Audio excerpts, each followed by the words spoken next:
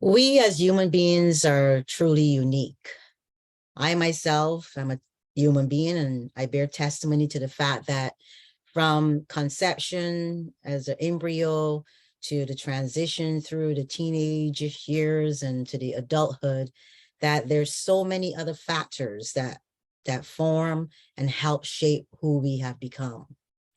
A lot of times in relationships, whether it's a relationship with yourself or a relationship with a partner or spouse, significant other, one of the things that we do not acknowledge when we're having conflict or confronting the issues in the relationship is that who we are essentially adds to that dynamic. Who you have become is a part of what is playing out in the relationship, either with yourself or with someone else. Yeah, how many of us actually stop at some point and say, who am I? It is not an easy question to ask, and is even a harder answer to determine, especially if you're not ready to do the self-introspection or to look at yourself or to understand who you are. And there's so many videos on my channel and outside of my channel that talk about self-introspection and finding yourself, understanding yourself. You know, for years now, for centuries almost, people have coined the phrase, becoming your best self, your authentic self. But yet, knowing that you're not as whole as you're supposed to be, most of us gravitate to relationships, hoping that that relationship will inadvertently change us or make us better human beings. And then we find out that the work is not for someone else to do on you. You are supposed to do the work on yourself. There's a saying that says it takes 30 days to change any habit. How about I challenge you today? We're in the holiday season, and during holidays, we have more confrontations and more conflict resolution that is required in relationships because it's a stressful time. As much as it should be a celebratory time, it is not a time where we celebrate or we enjoy other people's company. It's a time when we get into hostile environments or hostile situations, and we don't know how to extricate ourselves from those things. So let's challenge ourselves today. Let's challenge, just give ourselves a 30-day challenge. But in order to do this 30-day challenge, here is one of the prerequisites. And I'm going to talk about it. I'm not just going to tell you what it is. I'm going to tell you how you can go about accomplishing or, eradicating anything that will prevent you from accomplishing the 30-day challenge or goal. One of the more radical excuses that I hear people saying, and I don't know if it's an excuse at this point as much as it is an admission of futility or an admission that that person is not willing to work on themselves or work on behalf of the other person. Most times when I ask people, why do you do the things you do? The answer that comes back to me is, I'm selfish. Like it's supposed to explain everything. You're selfish, so therefore that eradicates all accountability and all efforts on your part because you know you're selfish and you truly believe this to the point where you don't believe that you can change or that you desire to change. Selfishness is not a characteristic. Selfishness is a learned behavior. And most of us learn how to be selfish. I mean, sometimes the innate characteristic is one of protection, one of, fight and flight. Everybody knows about that. One of, self-preservation in a hostile environment. And unfortunately, for most of us, our childhoods and our immediate, environment that we were exposed to wasn't one that always provided us with comfort or joy or peace. But it prompted us to go inward. It prompted us to retreat, to isolate, and to become selfish. Selfish in the terms of self-protection, selfish in the terms of looking out for yourself and not worrying about anybody else because nobody else was worried about you. And those of you who've done this know exactly what I'm talking about. How many of you have had to self-protect because you couldn't trust the environment you were in? You couldn't trust the people that you were supposed to trust. And therefore you had to develop this veneer of selfishness in order to cope with not only your immediate environment, but the world. The world is not always kind, and the world doesn't have to be kind.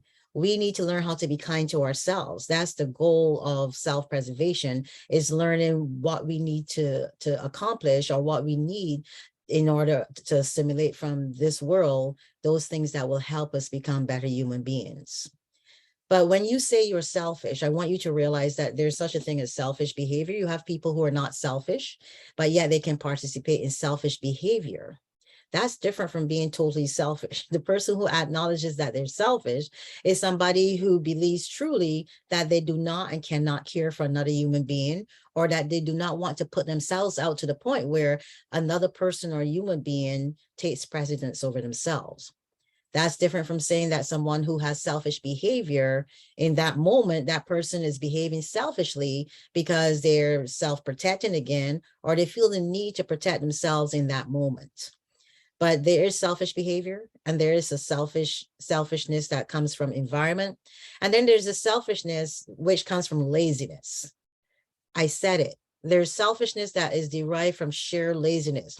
You don't want to do anything to make it better because it's too much work, because the investment is more than is too much that is required of you. You don't want to have to show up. You don't want to have to show up for another person because it's hard enough showing up for yourself. And isn't that a truth in this realm?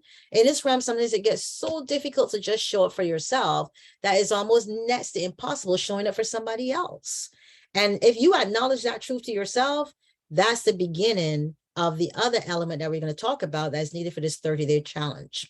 So overcoming selfishness, or understanding how you're practicing selfishness is part one. Part two is accountability. Until you take accountability for your actions, for your behaviors, and for your emotions, it is next near to impossible to show up in a relationship for somebody else. You know, how can you not take responsibility for who you are, but yet expect the other person to understand you? Not only do you want them to understand you, but you want them to be there for you in a way that they don't even understand how you need them to be there. A lot of people talk about the 5 love languages and their love language. I maintain that you can practice the love languages all you want, but if you inherently do not know what love is and you have a selfish nature, then you can't ask somebody else to love you in a way that you don't even know if that's the way you want to be loved. First, you need to know yourself. First, you need to understand yourself, and then you can help somebody else understand you. And some people have communication issues. They don't know how to communicate or their emotions or their thoughts or their feelings to the other person. But you have to want to try to let the other person know, or those around you know, what you're feeling, how you're thinking, and why your behavior is such. The lack of accountability allows you to make distractions. The lack of accountability forces you to not take accountability for yourself, but not take accountability for your actions towards others or your behaviors or emotions towards others. Being accountable also stops you from creating distractions. I really believe that when people are cheating, some people are genetically designed in such a way that they don't know how to be with one partner or whatever. But when people step out, or when people move away from the relationship, it's because they're focusing on the other person or the actions and behaviors of the other person, but they're not taking accountability for their own. And accountability also includes truth, right? These are topics that I've touched here many, many times. Accountability is about your truth, acknowledging your truth to yourself, identifying how you feel, identifying why you're behaving the way you're behaving, and stop using the other person as a scapegoat, because that's what we do a lot of times. A lot of times we tend to look at the other person and use them as a mirror instead of actually looking in the mirror and seeing our own reflection. So those are the two things that you need to work on in order to meet this 30-day challenge of showing up for your partner or showing up for yourself. Stop being selfish. Identify which level of selfishness you have developed or you have embraced, and remove that. Selfishness, you don't have to remain selfish. Do acts of kindness. You know, go your way to be more compassionate, to be more kind to someone else. And that will open up your chakra, open up your energy so you can be more receptive. So you can fill that space with kindness and love and all the other things that you may be closed off to or devoid of in that moment. So that's the first step. The second step is take accountability for your part in it. Take accountability for your actions. Take accountability for your behavior. Take accountability for your emotions, whether you're emotionally detached or not. Take accountability. And that will allow you to open up to the possibility of engaging, whether with yourself or someone else in a relationship, on a whole different level. But until you do the work, until you choose to show up for yourself, it is next near to impossible to show up for someone else. And that's just the truth. I've said it time and time again. I am a firm believer that work starts with you. And once that work starts with you, then you can broadcast it out elsewhere, and you can reap the rewards of your endeavors. All it takes is effort.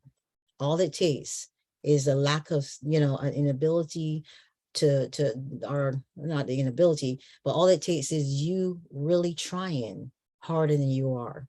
And a lot of times your effort may be good enough for you, but ask somebody else if you're not sure on the level of effort that you are putting in. Just, it's a check and balances. My name is Ingrid Felton. As always, thank you for showing up on my YouTube channel. I always hope that you get some golden nugget or some tidbit that you can run with and that you can use in your daily, your daily routine or a day-to-day operation that will help you change. Change is something that comes with effort. It does not come by standing still. Inertia that will not get you where you want to go. Inertia will not get you the resolution that you seek. Have an amazing day. Thank you for visiting my YouTube channel. Thank you for subscribing to the videos. Thank you for telling other people about what I'm doing here. And thank you for, your comments. And I look forward to seeing you again soon. Bye.